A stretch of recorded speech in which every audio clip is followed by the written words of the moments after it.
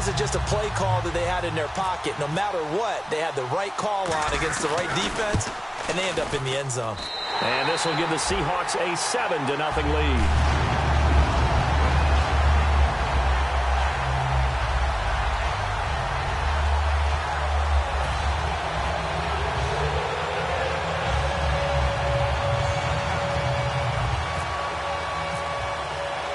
Kick unit for the Seahawks out there on the field, and we are ready to rock.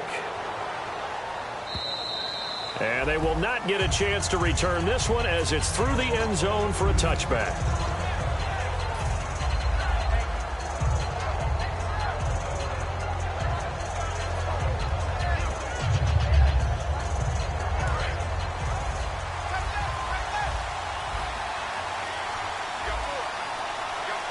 Defense really showing respect to the deep ball here, playing off the receivers. The first down throw for Winston. And he fires one that's intercepted. Picked off by the all-pro free safety, Earl Thomas. And great field position coming up in the red zone at the 17-yard line. The Seahawks offense now, they get ready to head back onto the field. And they were able to punch it in the end zone last time. They'll be looking to do that again here for the defense. Obviously, they'll be looking to stop them from punching it back in the end zone. It always is punch-counter-punch, isn't it? And which team has the advantage? Well, let's just go back. Last time on offense, they rolled downfield, got into a good rhythm. You can see a little more bounce in and out of the huddle. You can see the sideline really get into the game. So defensively, you're thinking to yourself, how do we take that away from them? How do we get the advantage back? Let's see what they come up with. I think pressure is always the first way to go. You love pressure. I love it. Let's see if they dial it up. And he's across the chalk into the end zone. Touchdown, Seahawks. Niall Davis, his 6th touchdown of the season. And the Seahawks find a way to stretch their lead. And it's good to make it 14-0.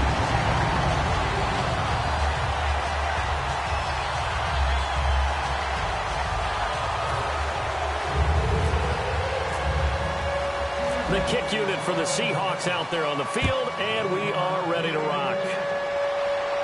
And no return on this one as the fair catch is signaled for and taken.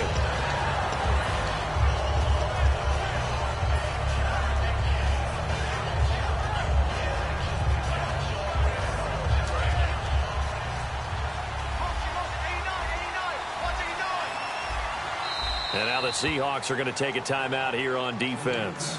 They'll have 2 remaining as we step aside here in this first quarter.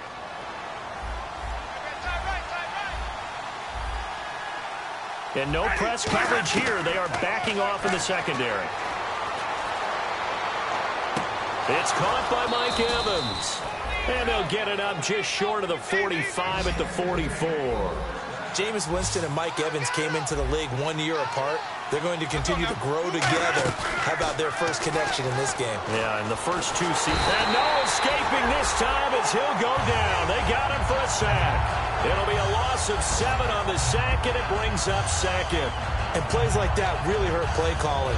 They had a really nice gain on the previous play, but gave about half the yardage back on the sack. Excellent pressure up front. Nowhere to go with the football. Down he goes.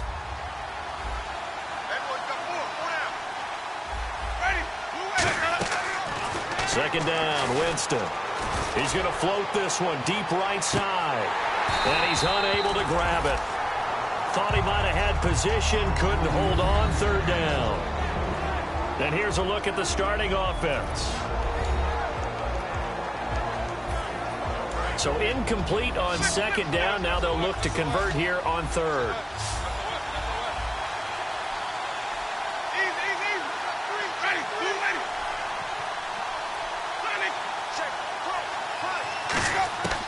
Third and long for Winston. He's got time in the pocket. He's got Evans. And he's taken down, but not before he gets this into enemy territory across the 40. And that was a heck of a shot right there by Jameis Winston. Boy, he has a superior right arm, doesn't he? You saw him play baseball. Yeah, he's actually a switch hitter in baseball. Outfielder, and then, of course, a very hard-throwing pitcher. That's translated well in the National Football League. That it has. When he has to make that throw on the line, he's got plenty of arm to do it. A gain of 3, 2nd down. And a look at Seattle's defense. Eric Berry's the textbook definition of ball-hawking safety. You name it, he can do it on the football field. 7 yards to go on second down. And they're going to go soft on the corners. Here's Winston. And incomplete there. A nice hit. Jars the ball free and brings up third down. Everything about that play tells you about today's NFL offenses and what they're asking out of running backs. You can't just be a guy who can run the football. You have to be able to catch it as well. And he didn't get that done on that play. And he'll be hit as he releases it. And that'll fall incomplete. Putting pressure on the guy throwing the football is always good. But when you can couple that with contact on him that leads to an incompletion, as we just saw there, that's winning football. So on fourth down, here's the Buccaneer place kicker, Roberto Aguayo now. And quite a bit of pizza in this box. It's a 53-yard attempt. That's running out of steam, and it won't get there. He left it just short, no good, and this score will stay right where it is. Well, this winds up an empty possession. Everything looked okay. He just never got the ball on target. And knowing him, he'll be disappointed with that effort.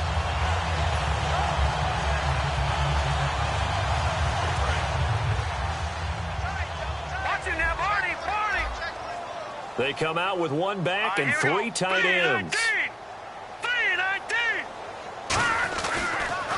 Now they'll run it on the toss. And he stopped immediately there. That's going to go as a loss of a yard, and it'll be second down. There's so many things that go into playing the position of linebacker. Some of them are actually subtle. Doing the drill work that you do all the time in practice and carrying it over to the game. Get rid of blockers and get to the ball carrier and knock him down for a loss. Throwing, Cook completes it to Moncrief left side. And he's brought down. The play goes for 19 yards, gives him a new set of downs. On that catch, he's already eclipsed 100 yards here in the first quarter. Charles, he's on pace for over 400. And playing with great confidence, isn't he?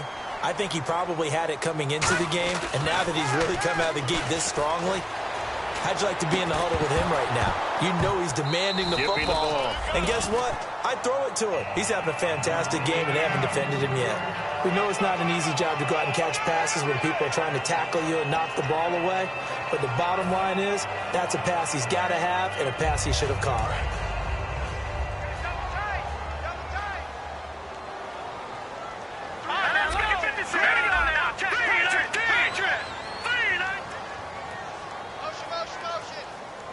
And on the outside, they're playing press coverage. He'll try again with the arm here. He rifles one that's intercepted. A great read, and it's picked off.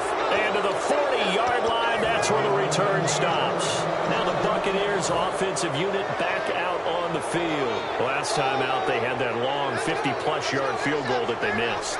And I'm sure on their sideline, they're thinking to themselves, okay, do we still want to try one if we're in that position again? And I would dare say that the answer would be yes. They're going to have a lot of confidence in their kicker. But just to be on the safe side. Nowhere to escape, and he goes down. Frank Clark in there to bring him down, and that is sack number 17 for him now on the year.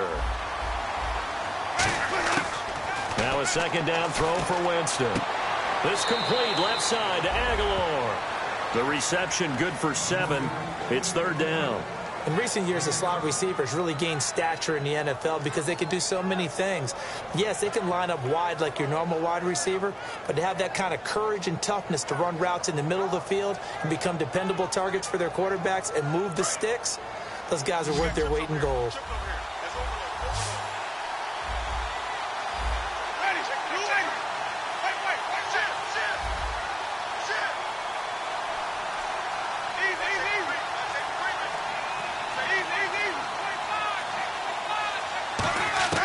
On third down, Winston. A hit as he throws there, incomplete. Jordan Reed was the intended target, and that brings up fourth down. Third down is the down. Both sides know they absolutely have to win, and the name of the game for the defense is pressure on the quarterback. But pressure on the quarterback with contact, that's how you end up winning it. On fourth down, here's Brian Anger now to kick this one away.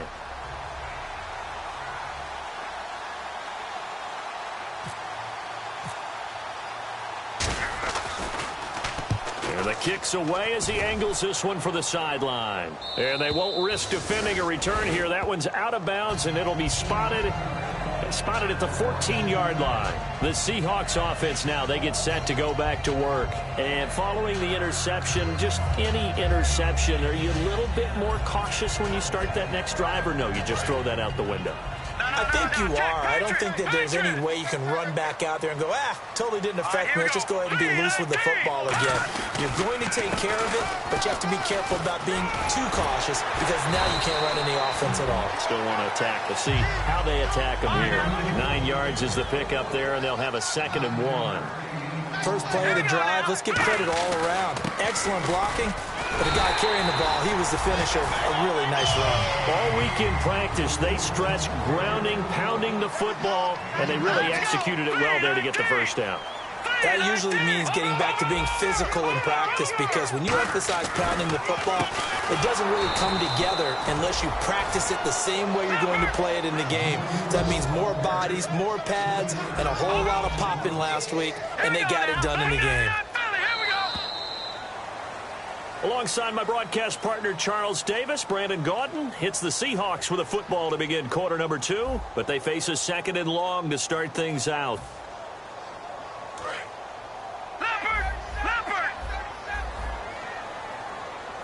And some extras coming up on the line here, ready for the blitz.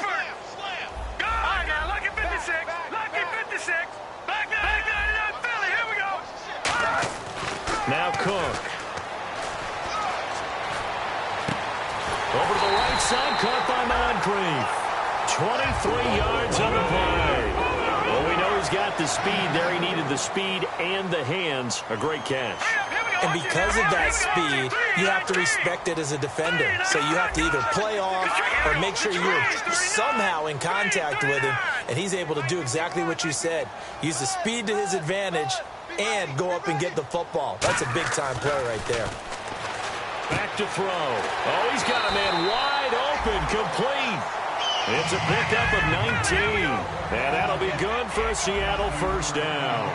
So in the second quarter, he's already up over 100 yards receiving now. And isn't 100 the magic number for a really good game for a receiver?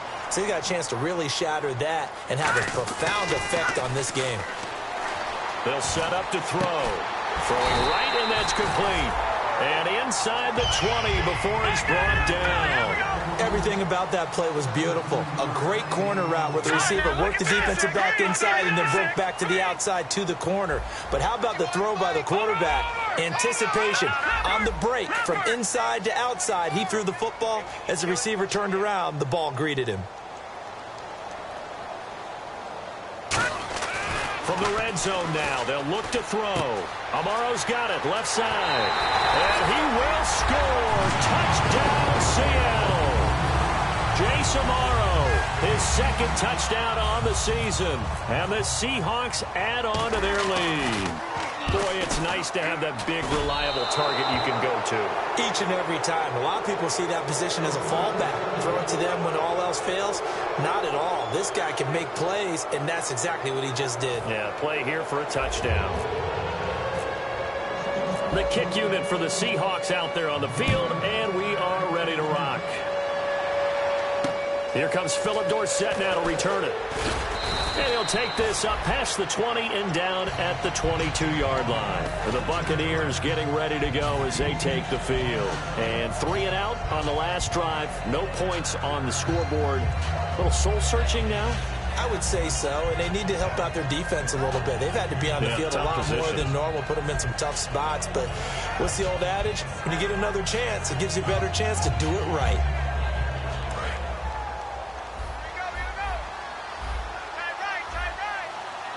Defense really showing respect to the deep ball here, playing off the receivers.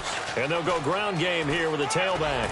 And he'll get this up to the 34-yard line. 12 yards there as they move the chains. Well, how many times do we say in this game that speed kills, and it does it in so many different ways? In this case, you got a back who's quick, and shifty. Can make moves, make people miss, but also gets to and through a hole before it can close down. That's some of the benefits of that speed, not just outrunning people in the secondary. And that led to a really nice game. And seeing no options, he just tosses this one away, incomplete. Now that'll bring up second down. It's a tried-and-true formula, and I don't think it'll change for as long as we play football. If someone's trying to throw the ball and you can put pressure on them and make it tough, that's only going to help your defense. Yeah, he's since being hurried. He got rid of it before taking the hit, but incomplete.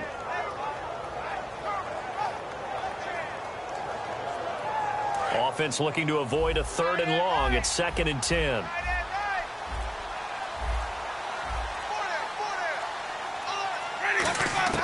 On 2nd down, Winston again. Caught on the right side by Adams. And getting this just shy of midfield, they'll spot it at the 49. Now we're going to get a timeout here as it looks like there's a Seahawk injured on the play. While the trainers take a look, we'll step aside.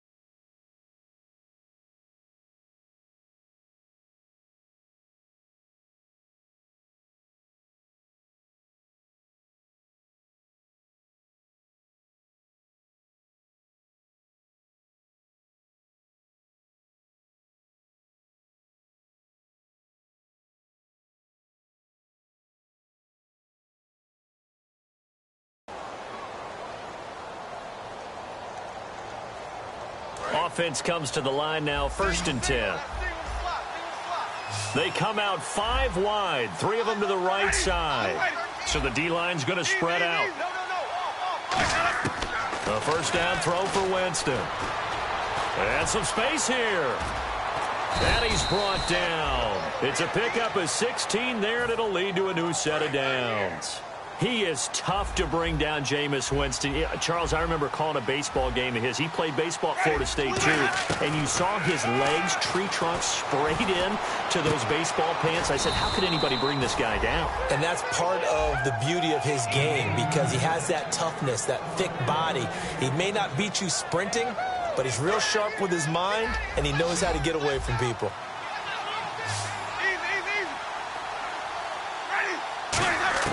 From the red zone now, Winston. And no escaping this time as he'll go down. They got him for a sack. It's interesting, partner, that most defenses try and guard the 35-yard line actively because they think the way kickers are nowadays, about a 52-yard field goal, they're kind of giving up points. But you get even deeper into territory, you get into the red zone, they're going to guard it even more, which means more pressure, more blitzing. Over the middle, that's caught by Adams. It'll be a gain of 11, and that's going to lead to a 3rd down. Brief break in the action here. Back to CenturyLink Field after this. Play number 7 now coming up on the drive. 3rd and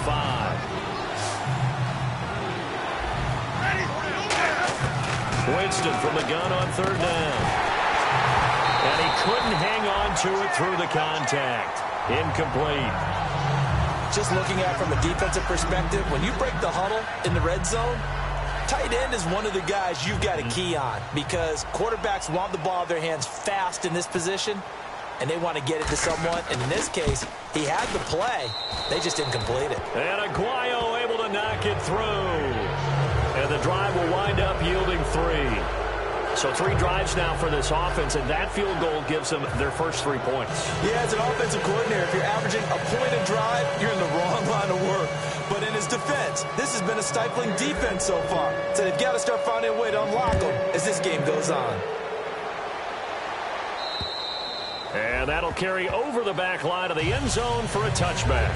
Here come the Seahawks now, set to take over on offense. And that last drive, a long drive, but not just that. They had a great air attack going. Do they stick with that? I would think that they would, because if they were competent enough to do it on the last drive, starting backed up in their own territory, why would you change anything? They've got to be confident about what they're presenting and continue to do so. Yeah, because the secondary, they really look clueless. And that was amazing because that drive went and went, no adjustments, and no big plays by the defense to knock the ball away. They're going to hurry back to the line now. And that run was what a lot of people call an explosive run. Gave them good yardage, solid yardage. They feel good about the whole thing, and they did it behind a two tight end set. It's always interesting to watch what offenses want to do with the two tight ends. Sometimes they line them up together for a power set. Sometimes they put one on each side of the line of scrimmage to balance things out. Niall Davis off to the races. And all the way in, touchdown Seattle. Niall Davis with his second touchdown of the game, number 7 on the year. And the Seahawks find a way to stretch their lead. And the lead is now 24.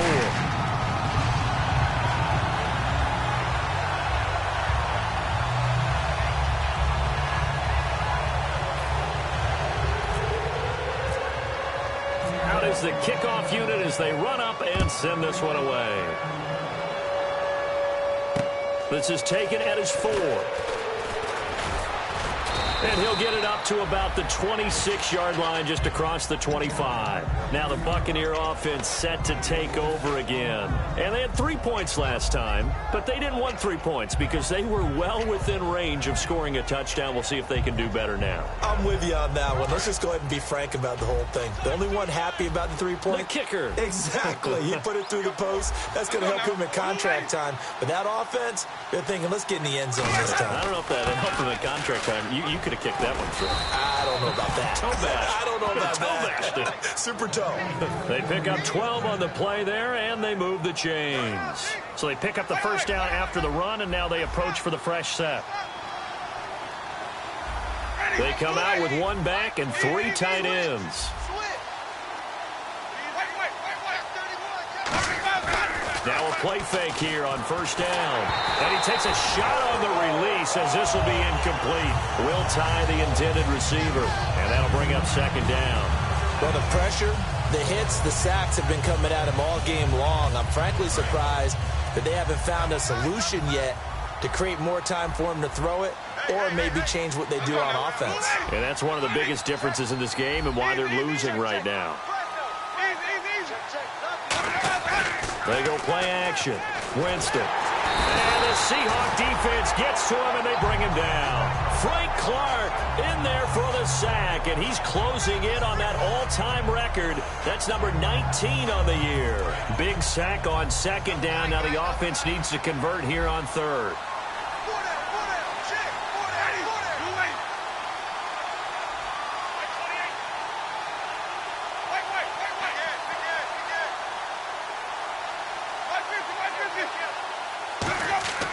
Third and long for Winston.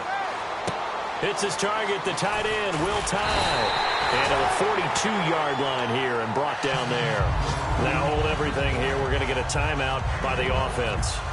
So as they take it over, we step aside.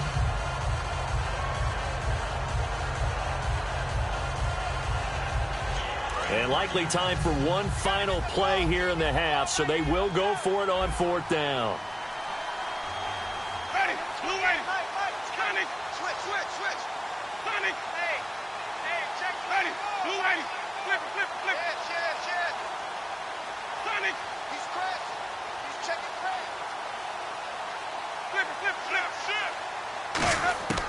Final play of the half here. Winston.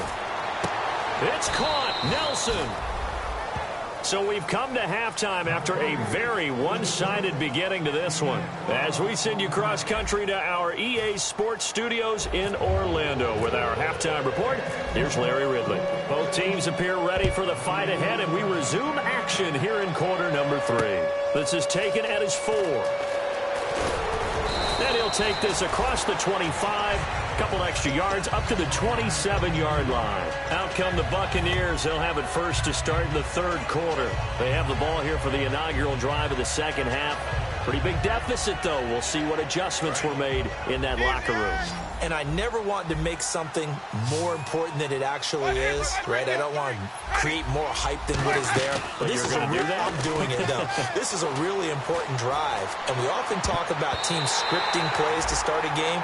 A lot of them script to start the second half, too. And they're scripting something that they expect to get them into the end zone and back into this game. We'll see if that script is a good one for them.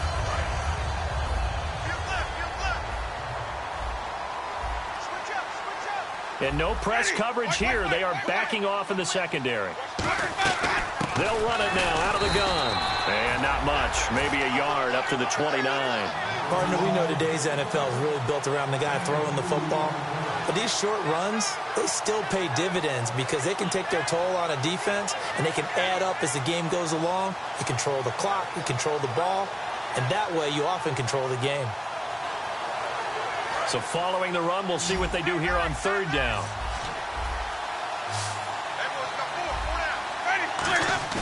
On third down, Winston. And the pressure gets there, and Winston goes down. Frank Clark in there for the 20th time this year as he continues what could be.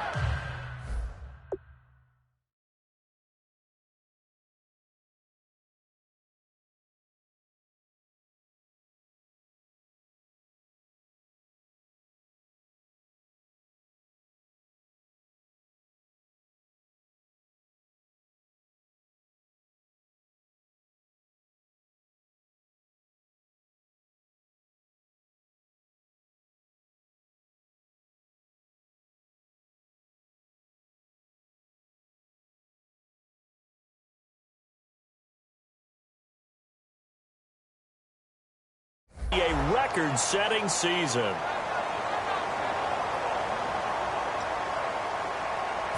Here's Bryan Anger now as the drive goes backwards, so he's on to punt it away.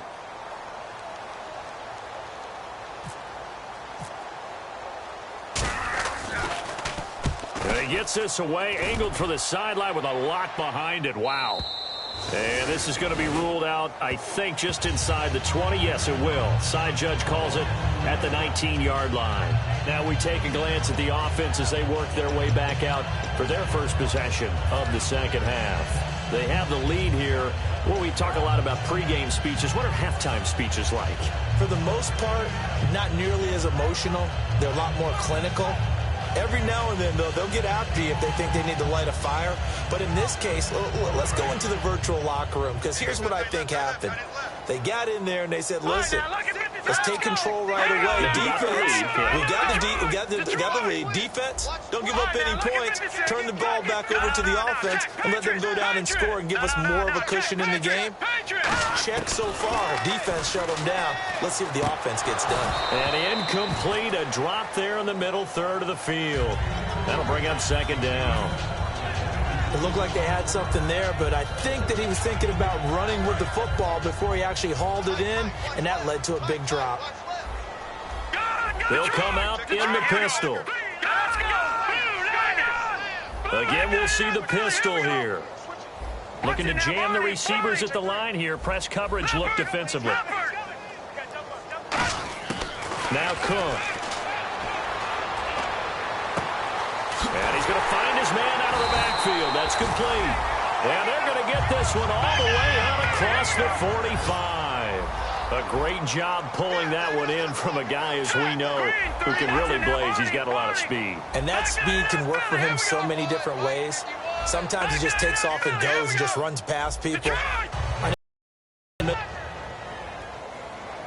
And he's got room. And he takes it down deep into enemy territory. It's a big play there for Seattle.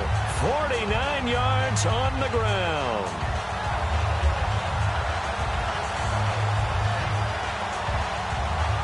So after that big play, let's see if they can catch their defense maybe on their heels.